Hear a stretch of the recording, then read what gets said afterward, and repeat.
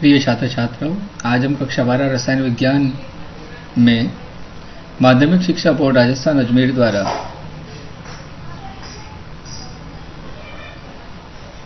Board वार्षिक परीक्षा में पूछे जाने वाले चित्रों के बारे में अध्ययन करेंगे। अमूमन प्रतिवर्ष 4 से 5 अंकों के चित्र बनाने होते हैं बोर्ड परीक्षा में। तो निम्न पाठों से ये चित्र पूछे जाते हैं। पाठ संख्या 1, पाठ संख्या 3, पाठ संख्या 5, पाठ संख्या 6 और पाठ संख्या 7। तो आज हम इन चित्रों को बनाने का अध्ययन करेंगे। पाठ संख्या 1 से ये चित्र बोर्ड की विगत वर्षों की परीक्षा में पूछे गए हैं। सोडियम क्लोराइड की संरचना, डायग्राम को ड्रॉ कर लें। दूसरा है धात्विक ठोस,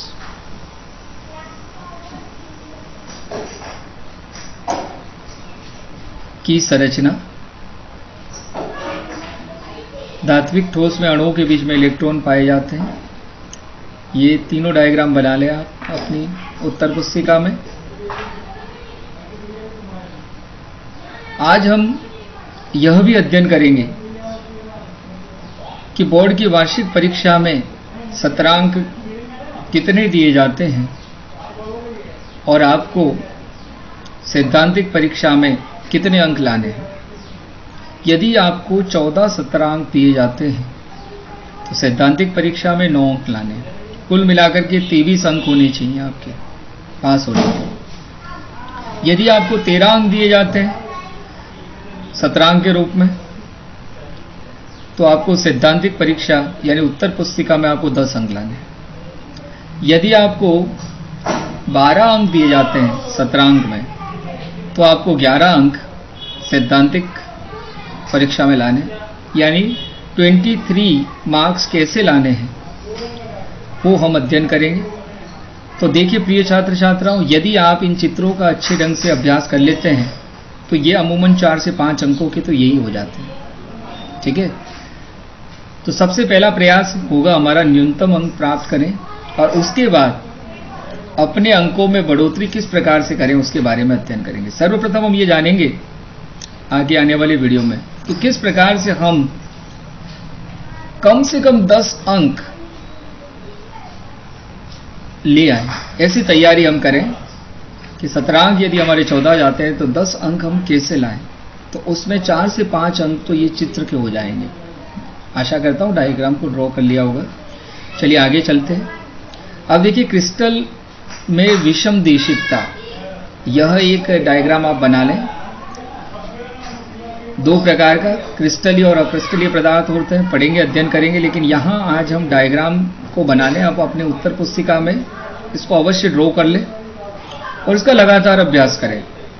क्रिस्टल में विषम देशिकता, देखिए ये इस प्रकार से, यानी ये अणु अलग है, ये अणु अलग है, ये अणु अलग है, ये अणु अलग है। ठीक है, आगे अध्ययन करेंगे इसके बारे में। समदेशिकता और विषम देशिकता, यहाँ गुणधर्म अलग अलग पाए जाते हैं, जबकि समदेशिकता में क्या होगा, गुणधर्म एक जैसे होंगे। ये हमने इस तरह से काटा है C और D एक्सिस में।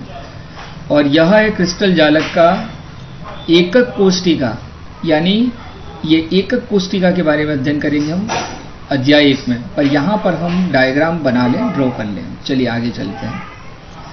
इकाई कोष्टिका के अवयव, देखिए इकाई कोष्टिका ये है, यानी ये क्रिस्टल आपका एक क्रिस्टल जालक है और उसका सबसे छोटा बिंदु इकाई कोष्टिका या एकक कोष्टिका कहलाती है। अब देखिए इसका ये A भुजा, ये B भुजा, ये C भुजा, और ये जो कोण है यानी B और C के बीच में, इसको कहते हैं अल्फा, और A और C के बीच में बीटा, और A और B के बीच में यहाँ देखिए A और C के बीच में बीटा, A और B के बीच में यहाँ गामा कोण होता है। इसको भी ड्रॉ कर लें। एक विमीय निबिड़ संकुलन, यानी इसमें देखिए इस प्रकार से जुड़े हुए हैं कि उसमें एक विमीय, एक दिशा में निबिड़ संकुलन है। ड्रॉ कर लें इसको, एक विमीय निबिड़ संकुलन को। चलिए इसके बाद अब देखिए यहाँ पर विभिन्न प्रकार की कोष्ठिकाओं और केंद्रित कोष्ठिकाओं के रूप में इनकी संरचनाएं दी गई है। इसे कहते हैं क्यूबिक, इसे कहते हैं टेट्रागोनल, ड्रॉ कर ले। ऑर्थोम्बिक, मोनोक्लिनिक, हेक्सागोनल, रोम्बिड्रल और ट्राइक्लिनिक, ड्रॉ कर लें इनको इस तरह से। इसके पश्चात ब्रेवे क्रिस्टल, देखिए सरल गणिया, इसमें ये क्या होता है, एक एक कोष्ठिकाएं कोनों पर होती है। फलक केंद्रित यानी फलक के केंद्र पर भी होती है और कोनों पर भी होती है। काय केंद्रित यानी काय यानी इस तरह से, यानी बीच में, काय केंद्रित घन, ठीक है। सरल चतुष्कोणीय, इसमें भी कोनों पर है एक एक कोष्ठिका, ड्रॉ कर लें। काय केंद्रित यहां पर भी बीच में है और कोनों पर है। षटकोणीय यानी 6 भुजाओं में ऊपर और 6 भुजाओं में नीचे। चलिए, सरल ऑर्थोरोम्बिक, ये कहलाता है काय केंद्रित ऑर्थोरोम्बिक, ये कहलाता है आधार केंद्रित रोम्बिक। फलक केंद्रित आर्थोरोम्बिक। त्रिकोणीय, सरल एकंताश, आधार केंद्रित एकंताश, त्रिंताश, ड्रॉ कर ले। इसके पश्चात देखिए वर्गीय निबिड़ संकुलन। वर्गीय में देखो क्या हो रहा है, पहली जो पंक्ति है उसी के नीचे दूसरी पंक्ति, उसी के नीचे तीसरी पंक्ति, ये कहलाता है वर्गीय निबिड़ संकुलन, ठीक है। इसको भी ड्रॉ कर लें। इसके पश्चात देखिए षटकोणीय निबिड़ संकुलन। षटकोणीय में देखो पहली जो परत थी ए, यानी ये सीधी परत, और दूसरी परत क्या हो रही है, यानी पहले और दूसरे अणुओं के बीच में आ रही है। तो यहां देखिए इस प्रकार की रिक्ति अलग बन रही है और यहां रिक्ति अलग बन रही है। देखो यहां ऊपर की तरफ ये दिख रहा है और यहां इस तरह से नीचे की तरफ। और तीसरी लेयर है वो पहली लेयर के, और चौथी लेयर है, यानी इसको कहते हैं एबी पैटर्न, यानी ए के नीचे बी उसके रिक्त स्थान में आता है और फिर वापस ए है वो ए के नीचे आता है। ये जो बनेगा षटकोणीय निबिड़ संकुलन। देखिए यहाँ षटकोणीय, ये इस प्रकार से षटकोणीय निबिड़ संकुलन बनता है। इसके बाद वर्गीय निबिड़ संकुलन। वर्गीय में देखो एक के नीचे एक होगा तो वर्गीय बनेगा, और षटकोणीय कब बनेगा, जब एक के यानी 1 और 2 की रिक्तियों में यदि अणु आता है तो वो बनेगा वर्गीय, षटकोणीय आपका। और वर्गीय में एक के नीचे एक आएगा तो आपका वर्गीय बनेगा। और वर्गाकार कब बनेगा, षटकोणीय कब बनेगा, कि पहली परत है और दूसरी परत पहले और दूसरे अणु के बीच की रिक्ति में आती है तब बनेगा। ड्रॉ कर लें।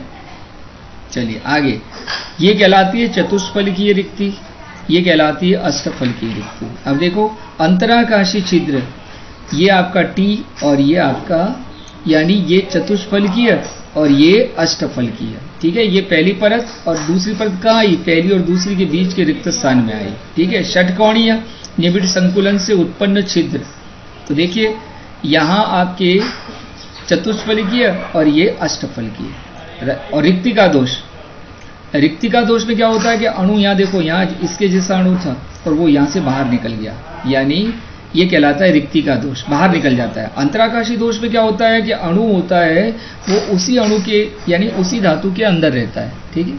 ये NaCl, KCl, KBr, CSL में शॉर्टकी दोष और शॉर्टकी त्रुटि के बारे में अध्ययन करेंगे, ठीक है। इसको भी ड्रॉ कर लें। शॉर्टकी में यही होगा, देखो ये छोटा अणु, ये बड़ा अणु, ठीक है, और ये छोटा अणु और इसके बाद बड़ा आना चाहिए तो ये बाहर निकल गया शॉर्टकी में। चलिए आगे चलते हैं। फ्रेंकल दोष, फ्रेंकल दोष में क्या होता है, अपनी जगह बदल करके वो उसी अणु में रह जाता है, उसी धातु आयन में रह जाता है। ड्रॉ कर लें। इसके नीचे में ये आपको PDF रूप में सेंड भी करूंगा। चलिए अंतराकाशी दोष हो गया। चलिए अब ये हो गया धातु, अर्धचालक और अचालक में। धातु में देखो क्या होता है, यानी ये आपका पूरित बैंड और जो रिक्त बैंड है उसमें आपके अंतर नहीं होता है, अतः इलेक्ट्रॉन यहाँ से आसानी से चले जाते हैं। जबकि अर्धचालक में कुछ अंतर होता है, जबकि अचालक में क्या होता है कि पूरित बैंड और रिक्त बैंड में बहुत अंतर होता है, ठीक है। ये आ गया चुंबकीय आघूर्ण का व्यवस्थित संरेखण। देखो ये पहली स्थिति लोह चुंबकीय में एक ही तरह का डोमेन होता है, ये हो गया प्रति लोह चुंबकीय, और ये हो गया आगे और देखेंगे अध्ययन में फेरी चुंबकीय में, ठीक है, आगे और देखेंगे। पर ड्रॉ कर लें इस डायग्राम को, ए बी और सी तीनों को। ये देखिए एन और पी प्रकार के आपके विद्युत क्षेत्रीय डायोड ट्रायोड, ठीक है, इसको ड्रॉ कर लें। इसके पश्चात यह आ गया अध्याय 3। अब देखिए विद्युत अपघटन की क्रियाविधि। देखिए ये एनोड और ये कैथोड, हमेशा ध्यान में रखिए कि कैथोड जो है और वह ऋणाग्र से जुड़ेगा और एनोड है वह धनाग्र से जुड़ेगा। ठीक है, वैद्युत अपघटन की क्रियाविधि का डायग्राम बना लें। इसके बाद देखिए ये इस प्रकार के फैराडे के नियम के अध्ययन के तहत अपने को देखना है, इसको भी ड्रॉ कर लें। इसके बाद देखिए फैराडे के द्वितीय नियम का प्रयोग प्रदर्शन, ये एनोड ये कैथोड, CuSO4 का विद्युत अपघट्य, इधर AgNO3 का विद्युत अपघट्य। और हमेशा ध्यान रखना कि यहाँ पर प्लस से जो जुड़ेगा वो एनोड कहलाएगा और जो माइनस से जुड़ेगा वो कैथोड कहलाएगा। ठीक है, इसको भी ड्रॉ कर लें। इसके पश्चात देखिए डेनियल सेल, डेनियल सेल का डायग्राम बहुत ही महत्वपूर्ण है, अक्सर पूछा जाता है। और जिंक धातु का एनोड होता है और कॉपर का कैथोड होता है। कॉपर का कैथोड है वो CuSO4 के विलयन में, जबकि जिंक का जो आपका एनोड है वो ZnSO4 में है। और यह एक लवण सेतु है जो कि आयनों का विनिमय करता है। ठीक है, अब क्या होता है कि यहाँ देखिए आप किसी भी प्रकार की कोई बैटरी नहीं देख रहे हैं, तो हमने देखा कि Zn से इलेक्ट्रॉन निकल करके Cu की तरफ जाते हैं। डेनियल सेल का डायग्राम है। चलिए आगे चलते हैं। मानक हाइड्रोजन इलेक्ट्रोड, ये भी प्रश्न अमूमन कई वर्षों में पूछा गया है। इसका डायग्राम भी आप बना लें और इसको ड्रॉ करना भली भांति जान लें। चलिए आगे चलते हैं। ये मर्क्यूरी सेल है, यह हमारी घड़ी में पाया जाता है। इस सेल की विशेषता ये होती है कि अंत समय तक एक ही जैसा वोल्टेज हमको देता है। ठीक है, ये भी पूछा गया है प्रश्न, इसे भी ड्रॉ कर लें।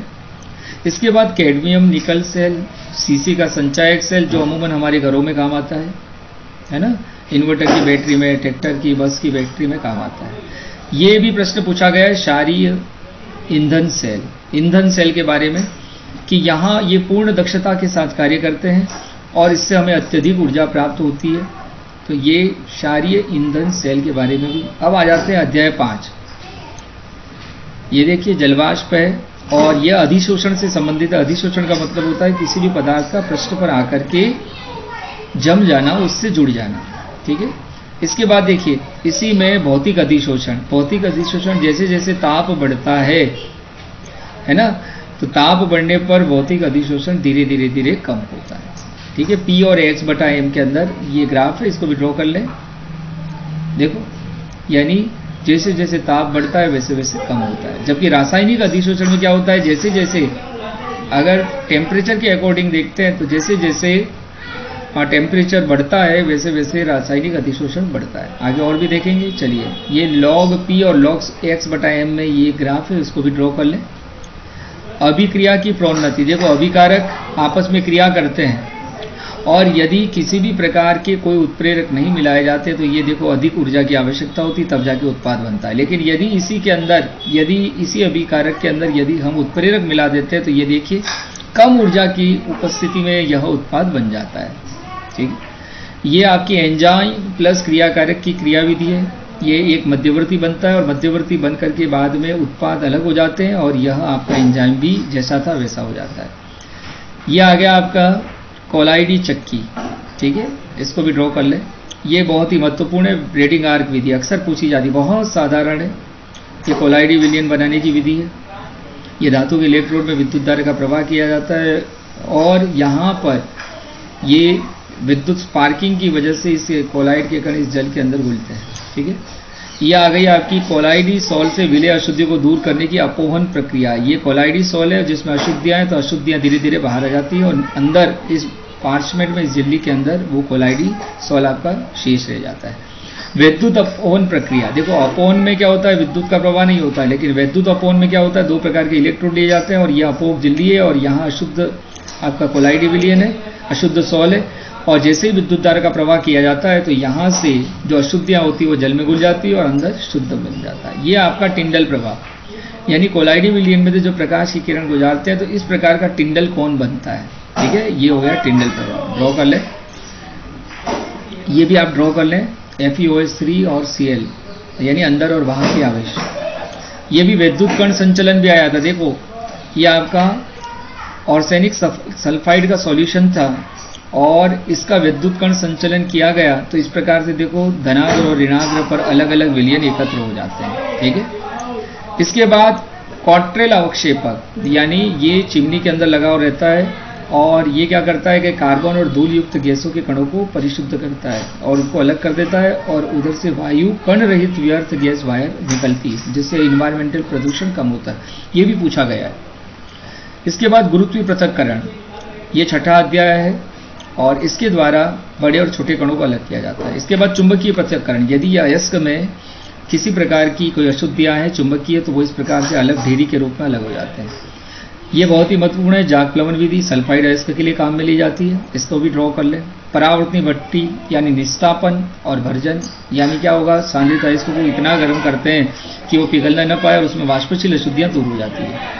इसके बाद देखिए ये बहुत ही महत्वपूर्ण है, हेमेटाइट और प्रगलन यानी वात्या भट्टी, ये भी बनाएं। वात्या भट्टी का डायग्राम बनाने का आता है, कई बार इसकी अभिक्रियाएं आती है, इसको भी ड्रॉ कर लें। इसके बाद है बेसेमर परिवर्तक, इसमें यह तांबे से रिलेटेड प्रक्रम है और यहाँ जैसे इस प्रकार का, इसको भी ड्रॉ कर लें। शुंडिकाओं के द्वारा गर्म वायु प्रवाहित की जाती है, गलित मेट प्राप्त होता है। इसके बाद देखो हेरोल्ड प्रक्रम में गलित एल्यूमिना का विद्युत अपघटन विधि के द्वारा शुद्धिकरण है, इसको भी ड्रॉ कर लें। इसके बाद है जॉन परीक्षकरण विधि, इसको भी ड्रॉ करें। अधिशोषण वर्ण है, इसको भी ड्रॉ कर लें। अब आ जाते हैं अध्याय 7 में विभिन्न प्रकार के अणुओं की संरचना, NH3 की संरचना। अब देखो ये बंद है 101.7, ये बंद है 101.8। N2O3 का डायग्राम, N2O3, ये सारे डायग्राम आपको ड्रॉ कर लेने हैं, ये पूछे जाते हैं। ये श्वेत फास्फोरस की संरचना है जिसमें P और P के बीच में 60 डिग्री का कोण है। ये लाल फास्फोरस की संरचना है जिसमें एक फास्फोरस दूसरे फास्फोरस के साथ रेखीय बहुलक के रूप में जुड़ता है। काले फास्फोरस में देखो क्या होता है, एक फास्फोरस इस प्रकार से 6 अन्य फास्फोरस से जुड़ता है और यह इस प्रकार से जुड़ के बनाते हैं। ये तीनों फास्फोरस की संरचना देखो, ये है आपका श्वेत, ये है लाल और ये है काला। इसके बाद PH3 की संरचना और PCl3 की संरचना, इसको भी ड्रॉ कर लें। और विभिन्न प्रकार के फास्फोरस अम्ल की संरचना भी ड्रॉ कर लें। ये S8 अपरूप है और ये S6 अपरूप है। देखो सल्फाइड आपको दो रूप में, ये W, ठीक है, और ये इस प्रकार से S6, इसको भी ड्रॉ कर लें। डायथायोनोस अम्ल की संरचना भी डायग्राम बना लें। तो इस प्रकार से आज हमने डिस्क्रिप्शन लिंक में मैं आपको इसके डायग्राम भी भेज रहा हूं और आप अपनी नोटबुक में इन डायग्रामों को बना लें। ये 3 दिन की जो छुट्टियां हैं आपके, उसमें आप उसको भली भांति पूरा कर लें। धन्यवाद।